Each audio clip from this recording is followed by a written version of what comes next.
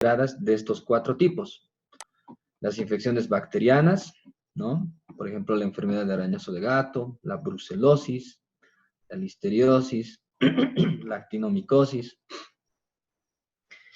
la sífilis, ahorita las vamos a ver. Otras propiamente por hongos, ¿no? Dentro de las enfermedades granulomatosas, las blastomicosis, las coccidioidomicosis, las criptococosis y la cistoplasmosis. Las enfermedades por parásitos, la equinococosis, la esquintosomiasis, y las infecciones por protozoos, la toxoplasmosis y la leishmaniasis. Entonces, bueno, la miasis es una proliferación de larvas, ¿no? En cavidades. Entonces, aquí tenemos un paciente que, vean la fosa, la coana izquierda, llena de, en este caso, larvas de ivermectina, se utiliza para él. Las actinomicosis, ¿no? El actinomyces israelí es el que es el vector, bueno, el transmisor, ¿ya? Va a producir supuración cuando es aguda, dolor, una eritematosis con trismus, y en las crónicas hay una masa dolorosa, de crecimiento lento, bueno, en borde, en el inferior de la mandíbula se adosan, ¿no? Puede producir también fístulas, gránulos de azufre que se llaman en las actinomicosis. Y hay una pérdida de peso con un compromiso general. Entonces, el diagnóstico es clínico, microbiológico, ¿ya? O en este caso, bueno, hacer una biopsia, como les dije, para descubrir cuál es el agente causal y quirúrgico. La tiña barbae, la piel de cara y cuello, ¿no? A nivel de la zona de la barba, por eso se llama tiña barbae. Es más común en áreas rurales por contacto de vacas, perros, caballos. Puede producir una alopecia persistente y áreas de cicatrización. Por ejemplo, hacer un diagnóstico diferencial con el nevo de Yadasson, ¿ya? El nevo de Yadasson es muchas veces congénito, en su mayoría de los casos, o a veces se expresa en la segunda o tercera década y está a nivel de la calota. La tuberculosis, ustedes saben, la tuberculosis a nivel cérvico-facial, tenemos el lupus tuberculoso en los labios, acompañada de un lupus perioral, nasal, un goma tuberculoso en la lengua, la úlcera tuberculosa en la lengua, una lesión dolorosa de bordes irregulares, no indurada, hay adenopatías, satelitosis cervical o diseminación local, eso es una adenopatía, un aumento de volumen en las cadenas ganglionares cervicales. El diagnóstico es histológico y microbiológico, ¿no? Cuando está en el cuello es escrófula, ¿ya? Hay una adenitis, fiebre, hay una inflamación de los ganglios, la fiebre es persistente, diaforesis, disminución de peso, malestar general. Ante una sospecha clínica, hacer diagnósticos diferenciales con tumores, masas de quistes dermoides, etcétera, ¿no? Siempre es importante pedir una radiografía PA de tórax. Si el paciente vive en un hacinamiento, eso es el combe positivo, cultivos lentos y variables, diagnóstico histológico, para emplear el tratamiento, en este caso los esquemas que ustedes saben. Hablando de los esquemas, la piracinamida es el primer antituberculoso, antibiótico antituberculoso, es el primer antibiótico que se maneja para la tuberculosis. Y bueno, la piracinamida, el etambutol, etcétera, se van a ir manejando. Esto se puede contrastar en el segundo esquema, se puede combinar con una fluorquinolona de segunda degeneración, como puede ser una ciprofloxacina. Bueno, la sífilis, ¿no? Tenemos las lesiones sifilíticas, transmitidas por el treponema pallidum. La sífilis primaria en la lengua, los labios, el paladar, dura entre 3 a 6 semanas. Puede ir cronificando en esta primera etapa lo que sería un chancro sifilítico con nódulos ulcerados dolorosos, linfadenitis regional, una sífilis secundaria con una diseminación al resto del organismo, en la boca, roceola sifilítica se llama, ya está más, en este caso la ulceración está más cronificada. La sífilis terciaria es cuando por neurotropismo viaja el treponema, se adosa, agarra estructuras nobles del sistema nervioso, y una neurosífilis. Una sífilis cardiovascular también a nivel del corazón, porque, bueno, va a haber una destrucción, una miocarditis, ¿no? Esa miocarditis es una inflamación de las paredes, de los ventrículos y las aurículas, especial los ventrículos. Podemos ver tal vez en una ecocardiografía cómo está aumentado el ventrículo, o en un electrocardiograma donde el intervalo QT se ve prolongado. El diagnóstico sí o sí es con, en este caso, test serológicos, con el BDRL y el RPR, ¿ya? También el FTA, pero los dos primeros, el BDRL y el RPR, son los que nos van a dar el diagnóstico definitivo, ¿no? En la primera fase, el microscopio de campo oscuro nos va a ayudar para ver, en este caso, bueno, la destrucción que tiene, ¿no? Que ha tenido los tejidos, y así ver también el vector. Tratamiento: penicilina G benzatínica, 2.4 mil unidades internacionales intramuscular, una ampolla cada día por 3 semanas. Otros con ceftriaxona, cloranfenicol, tetraciclinas. Acá tenemos la leishmaniasis, ¿ya? Bueno, clínicamente hay una pápula eritematosa, ¿ya? Una ulceración. Puede haber epistaxis, obstrucción nasal, por la apetencia que tienen estos a los cartílagos y a las mucosas, ¿no? Bueno, entonces, incluso el tabique puede verse perforado, ¿no? Es una biopsia o cultivo para el diagnóstico definitivo, y el tratamiento antimoniales. Tratamiento quirúrgico para una reconstrucción. Entonces, las infecciones micóticas invasivas, como por ejemplo la mucormucosis en alimentos contaminados, puede uno contagiarse, ¿no? La mucormicosis rinocerebral, cuando ya está un poco más avanzado, a nivel de la mucosa del paladar duro y las fosas nasales, a nivel de la órbita y el cráneo, diagnóstico igual es histológico. Y la anfotericina B, que solamente viene endovenoso, bueno, va a ser el tratamiento medicamentoso. Tratamiento quirúrgico, el debilitamiento de las áreas necróticas.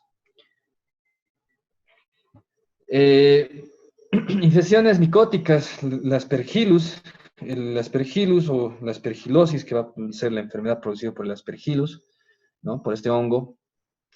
Cuando no es invasivo, úlceras necróticas en el paladar blando y lengua.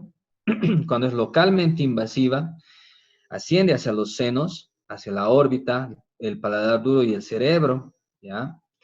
Y cuando está diseminada, hay una inmunosupresión o, bueno, una depresión del sistema inmunitario.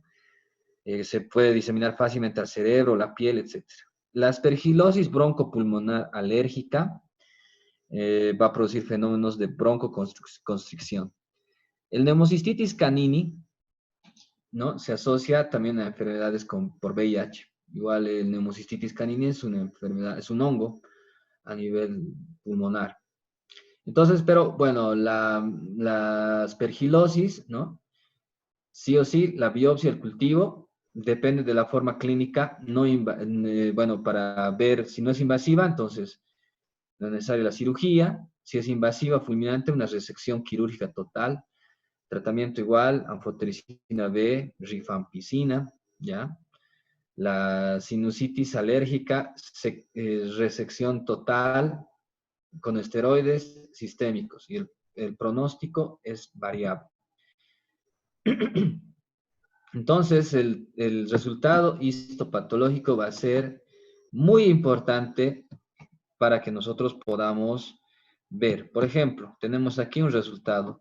Dice cultivo en medio de Saburaut, es de la caja Petri, el contenido donde tiene, dice, no se observa colonias de hongos patógenos, pero bueno, descartamos, ¿no? Es importante tener un respaldo. El virus herpes, bueno, generalmente personas que no se les han vacunado contra la varicela por el estrés. Eh, También hay una coinfección con el virus de Epstein-Barr o el citomegalovirus. Son vesículas ampollosas en forma de racimos de uvas dolorosas a la palpación. Básicamente la ciclovir, el valciclovir nos va a ayudar en este virus, ¿no? Tanto tópico como en crema, diré como en vía oral. Bueno, la candidiasis, esto es por VIH, ¿no? La candidiasis se llama Muget, ¿no? Sarcoma de Kaposi, una infección por herpes simple también, ¿no? Son asociadas al VIH, una leucoplaquia o leucoplasia vellosa, área blanquecina, por ejemplo esta, ¿no? A nivel de la comisura labial derecha. El sarcoma de Kaposi, propiamente ya es el establecimiento, en este caso de una superficie blanquecina, dolorosa, enfermedades relacionadas con el VIH, todas estas. También a nivel de una alteración sistémica podemos encontrarnos con esto, ¿no? Hacer una biopsia y tenemos un linfoma de Burkitt, ¿no? Bueno, Dennis Parkson Burkitt, un médico norteamericano en África, ve en los años 50 que hay mucha proliferación en este nivel, a nivel de cabeza y cuello, o de cara y cuello. Bueno, de manera esporádica, asociado al virus Epstein-Barr, da en los niños, ¿no? Entre un 30 a 50% de este linfoma es infantil. Bueno, tiene gran capacidad apoptótica, el tamaño es mediano, el contorno celular cuadrado, etc. Aquí tenemos unos ejemplos, miren, el compromiso severo y cómo va deteriorándose el paciente hasta que fallece. Bueno, es importante también recordar, en este caso, los antibióticos. Por eso, vamos a hacer una rememoración. Tenía aquí el video.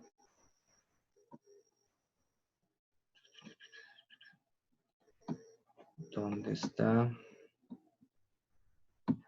Ya, como estamos con internet, vamos a entrar en YouTube y ver un video corto. Antibióticos.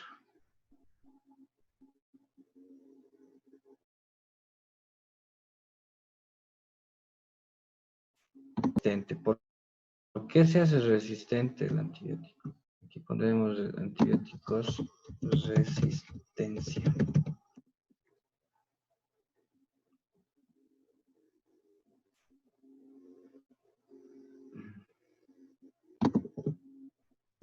Resistencia bacteriana.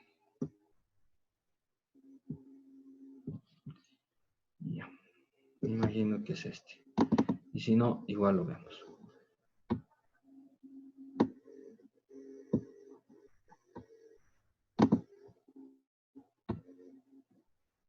Desde que Fleming descubre la penicilina, A pesar de que tienes 10 veces más células bacterianas dentro de ti que células humanas en el cuerpo, muchas de estas bacterias son inofensivas o incluso beneficiosas, ya que ayudan a la digestión y a la inmunidad. Sin embargo, hay algunas que pueden causar infecciones peligrosas, desde pequeños inconvenientes a epidemias mortales. Por suerte, existen medicamentos sorprendentes listos para combatir infecciones bacterianas. Sintetizados a partir de productos químicos o de origen natural como el moho, los antibióticos matan o neutralizan bacterias, interrumpiendo la síntesis de la pared celular o interfiriendo en procesos vitales como la síntesis de proteínas, todo sin dañar las células humanas. El despliegue de los antibióticos durante el transcurso del siglo XX ha hecho que muchas enfermedades antes peligrosas sean de fácil tratamiento, pero hoy en día nuestros antibióticos son cada vez menos eficaces. ¿Ha salido algo mal para que dejen de funcionar? El problema no reside en los antibióticos, sino en las bacterias que deben combatir. La razón se encuentra en la teoría de la selección natural de Darwin. Como cualquier otro organismo, las bacterias pueden sufrir mutaciones aleatorias. Muchas de esas mutaciones son dañinas o inútiles, pero de vez en cuando una logra que su organismo adquiera ventajas de supervivencia. Y para una bacteria, una mutación que es resistente a un determinado antibiótico le da una gran ventaja. Como las bacterias no resistentes se eliminan, lo que ocurre muy rápidamente en ambientes ricos en antibióticos, como los hospitales, es que hay más espacio y recursos para que prosperen las bacterias más resistentes. bueno, voy a bajar el sonido. Lo que quería explicarles con estas imágenes es el mecanismo de acción de los antibióticos. Bueno, recordemos las betalactamasas, que son enzimas que va produciendo en la pared bacteriana la bacteria para que no pueda adherirse, en este caso el antibiótico, como es el caso de los betalactámicos, ¿no? Al hablar de betalactámicos hablamos de las penicilinas y cefalosporinas. Entonces el mecanismo de acción va a ser a nivel de la pared bacteriana, inhibiendo esta formación del péptido glicano en la capa bilipídica. Entonces, hace poco más una destrucción, una ruptura de esa pared, más la presión interna que tiene, va a explotar, ¿ya? Entonces, es así, es bactericida. Todas las penicilinas, las cefalosporinas, ¿no? Las cefalosporinas de primera generación, como la cefazolina, las de tercera, el cefixime, la ceftriaxona, la cefotaxima, la ceftazidima, etc. O de cuarta generación, la cemepide, etc. Entonces, bueno, ese es básicamente el espectro. Está para bacterias aeróbicas, gram positivas. Cuando es de tercera generación, gram positivas y gram negativas. Desde segunda generación, gram negativas, pero las de segunda generación no son difundidas en el medio, por eso no las ahondamos mucho. Otro grupo serían los aminoglucósidos, ¿no? Como la gentamicina, que llega de 80 miligramos o de 280 miligramos intramuscular, 80 miligramos cada 8 horas. Recuerden que todos los aminoglucósidos también tienen, pues, en este caso, el espectro para bacterias gram negativas, ¿no? Es así que hay que tener mucho cuidado en el uso de estas bacterias. Bueno, por ejemplo, bueno, el mecanismo de acción de estas va a ser a nivel de la subunidad del ribosoma 30S. Tenemos las lincosamidas, ¿ya? Las lincosamidas donde está la clindamicina, que es el antibiótico para el espectro anaeróbico, ¿no? Viene en una proporción de 300 miligramos bioral o de 600 miligramos endovenoso. La dosificación es cada 8 o cada 6 horas. Esta es para todo el espectro anaeróbico, gram positivo y gram negativo. Y también tiene alguna afinidad para algunas bacterias gran positivas. Entonces, nos puede ayudar mucho. ¿Cuál es el tema? Es de que prácticamente no se la puede usar en el embarazo.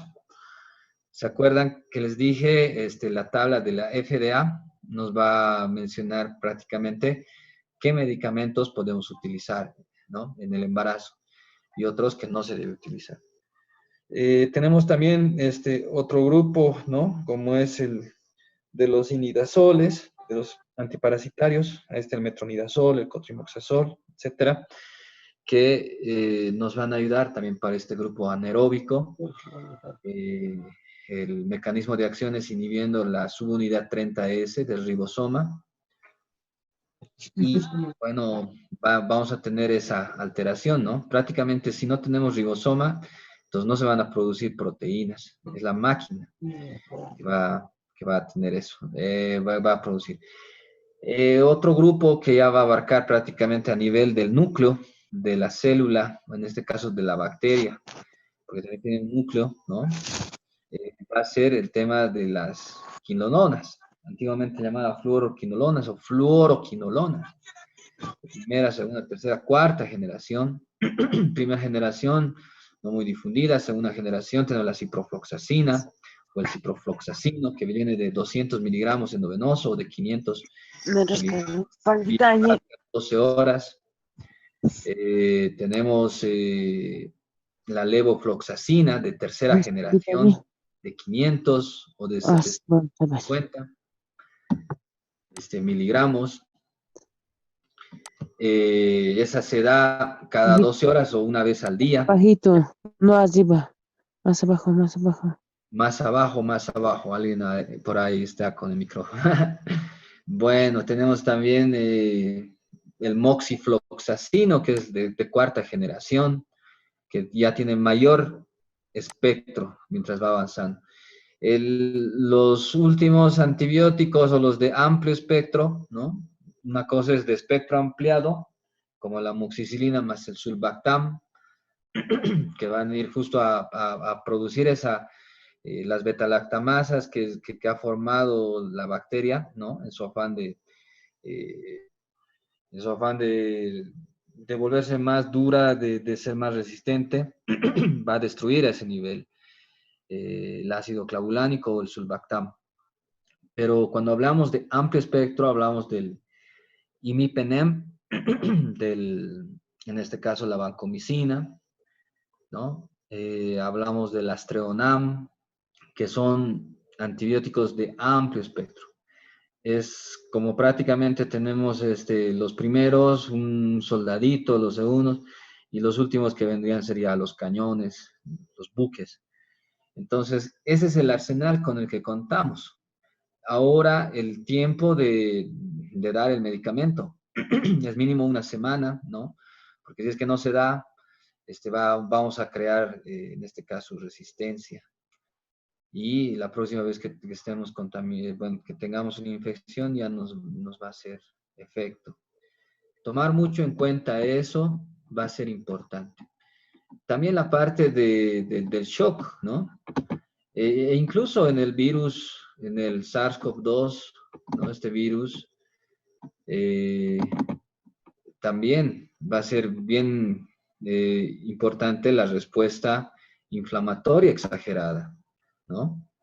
Tenemos el neutrófilo que se ve afectado, ¿ya? Algunos datos históricos. La COVID, la enfermedad es el virus, el coronavirus 2019, y el virus propiamente es el SARS-CoV-2.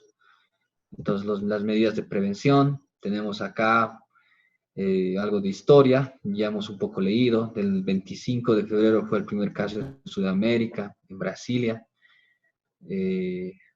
un caso que llegó importado de Italia. Este coronavirus es beta, porque hay varios coronavirus, alfa, beta, gamma, epsilon, etc. Pertenece a la familia de los nidovirus y va a tener varios receptores, proteínas. La proteína S o spike, es el que se va a dosar a la enzima convertidora de angiotensina tipo 2 que se encuentra en el neumocito, ¿no? Cuando hablamos de una zoonosis, pues hablamos de que había una transmisión de una especie. Miren, el SARS-CoV, ¿no? El SARS, en 130 días puede infectar a 1000 personas. El MERS, en 903 días a 1000 personas. En cambio, el SARS-CoV-2, en 48 días a 1000 personas. Es sumamente virulento. El contagio a través de las gotitas de fluge, las gotas de aerosol, pueden permanecer en el aire 3 horas, ¿no? El alcohol va a desnaturalizar las proteínas, etcétera. Entonces, los pacientes asintomáticos, por eso se dice, si usted está contagiado, es mejor que se aísle hasta 14 días para que no transmita y que utilice el barbijo. Se ha visto el uso del barbijo muy necesariamente e importante.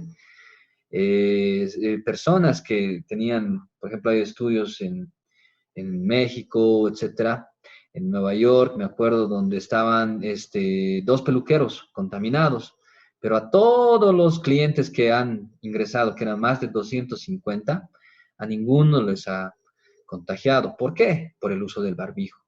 Entonces, es bien importante el uso del barbijo, así como también el distanciamiento social y las medidas higiénicas que se deben tomar. Esta es una curva donde decían que el pico iba a ser más en el mes de mayo. Todavía estamos en estudio. El intervalo de serie y el número básico de reproductividad va a ser importante, porque en 10 series ya tenemos 50,000 personas. Por eso el aislamiento social en esta persona infectada es necesario. Miren cómo puede diseminarse. Y en 10 series tenemos 50,000. Entonces, la letalidad es tremenda de este virus.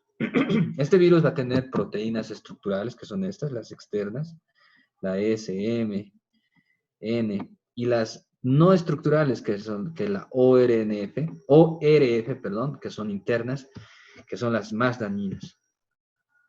El ciclo viral se une o se hace una fusión con la membrana celular, se lleva la parte, perdón, lipídica para que ingrese, ¿ya? Hay una penetración en las vesículas acidificantes de la célula del neumocito tipo 2, es donde actuarían los medicamentos, ¿no? Hay una síntesis donde se traduce el ARN, ¿no? Y se crean poliproteínas no estructurales. Por eso las poliproteínas no estructurales son las agresivas. Ahí puede ir bien el remdesivir, que es endovenoso. Hay un ensamblado a nivel del aparato de Golgi y el retículo endoplasmático con una salida de interleuquina y el tocilizumab, ¿ya?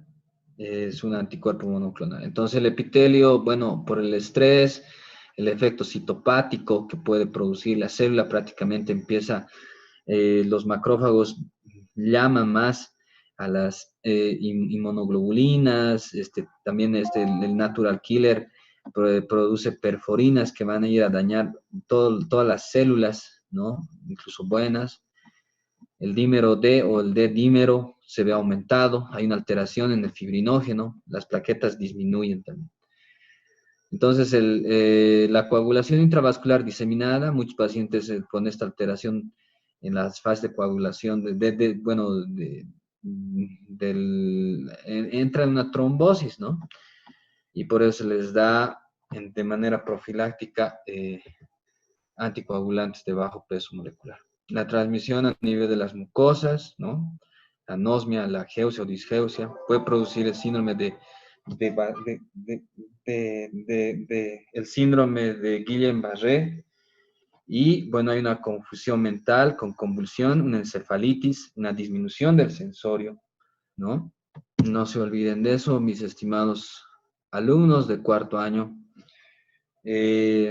Las fases de la enfermedad también, ¿no? La primera fase es ya el paciente con disnea, la segunda fase donde tiene la tormenta de citoquinas. Bueno, estas son proinflamatorias, todas las citoquinas, producir en este caso una miocarditis, etcétera. paciente cuando está en terapia intensiva necesita una ventilación mecánica, tienen cicatrices, en este caso los fibroblastos van a actuar y van a producir fibrosis en los pulmones que va a producir atelectasia. Entonces siempre lavado de manos, las medidas higiénicas van a ser muy necesarias. Me parece que con esto estamos culminando lo que vendría a ser para el segundo parcial. Prefiero dar trauma y, en este caso, los procesos inflamatorios, infecciosos inflamatorios de la cara. Tal vez podemos adosar esto, algo de shock que hemos ido tocando, pero ya tenemos con esto el segundo parcial. No tenemos todavía la fecha. Seguramente se dará desde decanatura. Y si tienen alguna duda, pues estamos para servirles.